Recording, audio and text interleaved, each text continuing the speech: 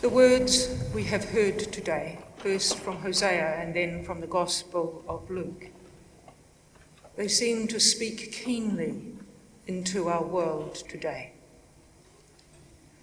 I have known preachers of some renown acknowledging this, who might stop at this point and suggest there's enough in the readings for the day to absorb us. Further would only serve to interfere with whatever arises in you and then give lots of space and silence for you to quietly reflect. Tempting as that is, I have been away for a few days, so it may be misinterpreted. But it is important to allow the response and pay attention to any response that might arise in us as we hear the words of those scriptures that, although from long ago, still seem to resonate. So I want to ask you, how do you hear them? That may seem an odd question, the how bit.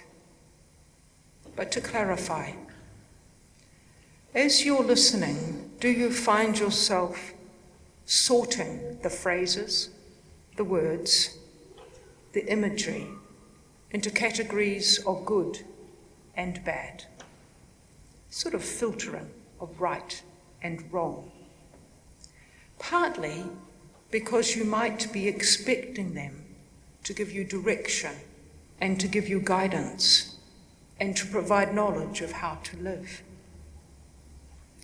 of what to do and what to avoid, so that you may live rightly, aligned with God, that you might be people who are rich towards God, rather than those who store up treasures for yourselves. And as you listen, do you find you have sort of a physiological, maybe a psychological, a spiritual response?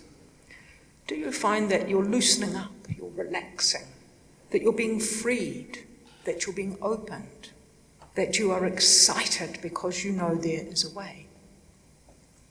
Or do you find yourself getting a little bit tight, feeling a little bit bound up, a little bit burdened by the prospect of the attentive vigilance that's required to make sure you don't stray from the path?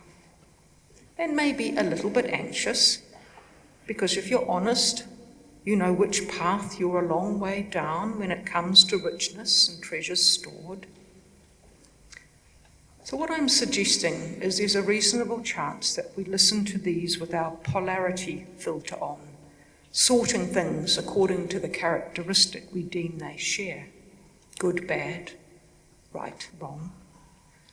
Let's listen to Hosea in such a way. When Israel was a child, I loved him, and out of Egypt I called my child. It was I who taught Ephraim to walk.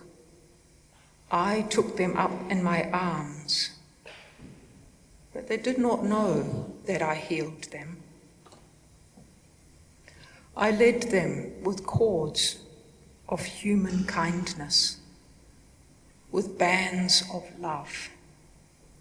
I was to them like those who lift infants to their cheeks.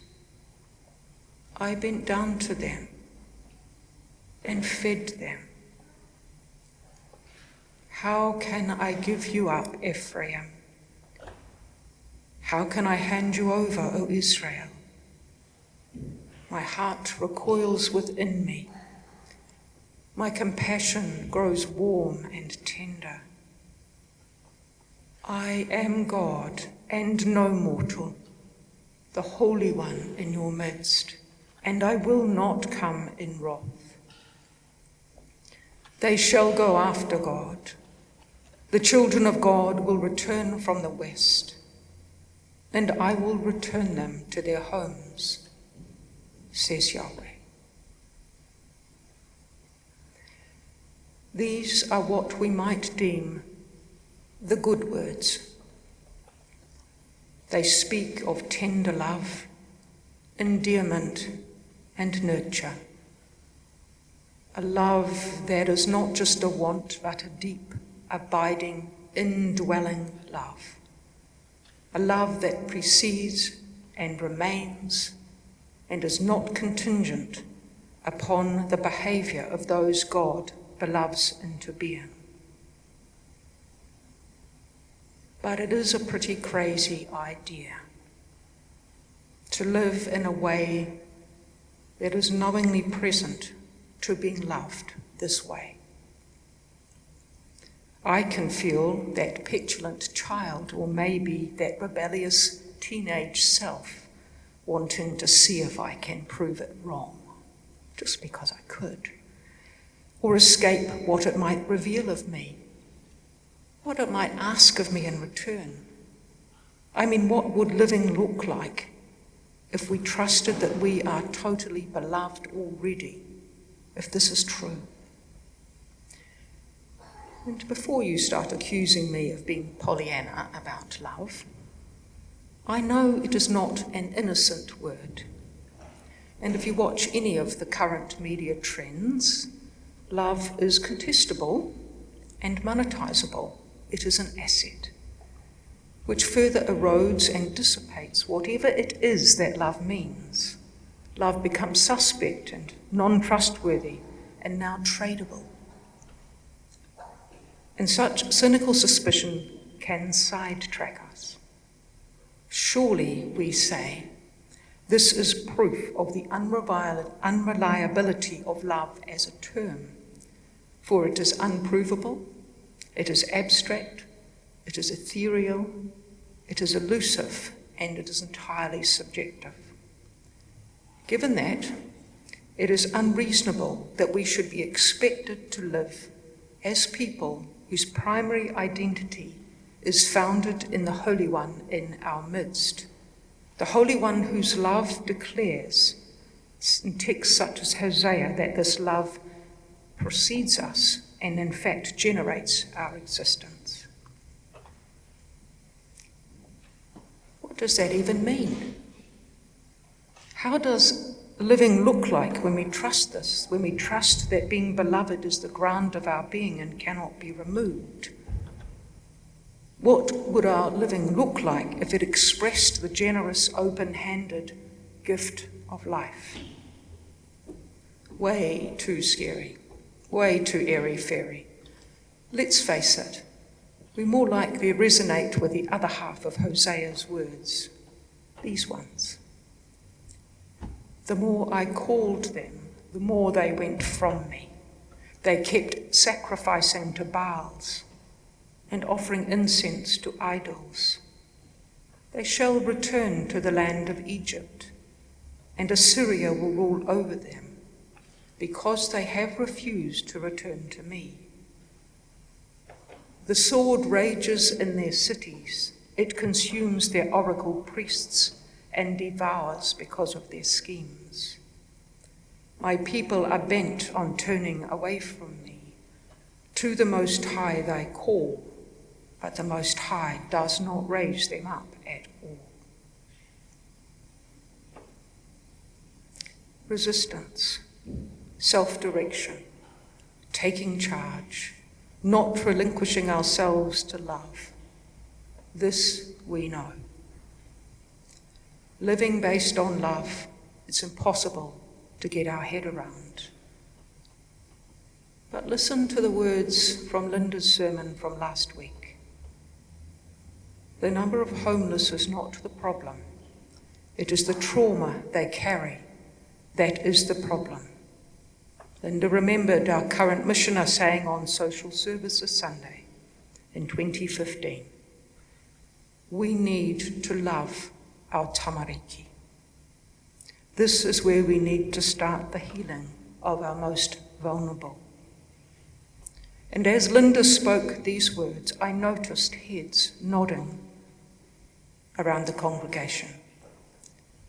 We know what this means. We know the difference being loved means. By implication, therefore, we know what it is when this love is lived out. Given context, It is not quite so abstract after all. I think it is fair to say that most of us, if not all of us, experience ourselves as unsettled and unresolved. You could say, divided within ourselves, as if we are caught and torn between those polarities of good and bad, of right and wrong that are in us. We wrestle with them, and we seem to be trained to name them this way. Because we see ourselves like this, it seems to be inevitably that is the way we see the world around us. That is what we interpret. That is how we think about it. And our response to such discomfort is to want to act, to move toward the good and away from the bad, toward the right and away from the wrong, to contribute to the good and work to remedy or alleviate the bad, to do right and correct wrong. I wonder if this energy, this drive to act, to relieve the agitation and the pain we experience because of our bounce between polarities. We are not at peace. We are not at ease. It causes us pain that we struggle with. In the same way, maybe the pain and suffering that we are seeing writ large in the world is an expression of the very thing that each of us is experiencing within ourselves. So can we do anything? Can we act other than the way we are? Or are we destined to simply be the sum of our managed polarities? Can we understand ourselves otherwise, so this way of thinking and seeing is not in charge? It takes enormous courage to face and to see ourselves as we are in all honesty, to not run from what we might find there. But that shape and form that we see, it is who we are. You might say it's necessary, because without it, who are you? Where are you? How could you be looking? Yet what are we to do with the sense of dis-ease? Rather than a force impelling us away from ourselves and our squirming discomfort, perhaps we could understand it as an energy that gives us this courage to sit and to see through our self-judgment, inviting us to unveil, to peel back the layers of cultural accretion that have blocked and blinded us to that real of Hosea, that ridiculous, we are beloved despite everything, that this is who we are. Perhaps deciding to use our energy this way and to be courageous this way is what it is to become rich toward God. Until we can see ourselves clearly, with courage and vulnerability and openness to the notion that being beloved is a valid identity, I wonder whether anything fundamental can change in us or in our world.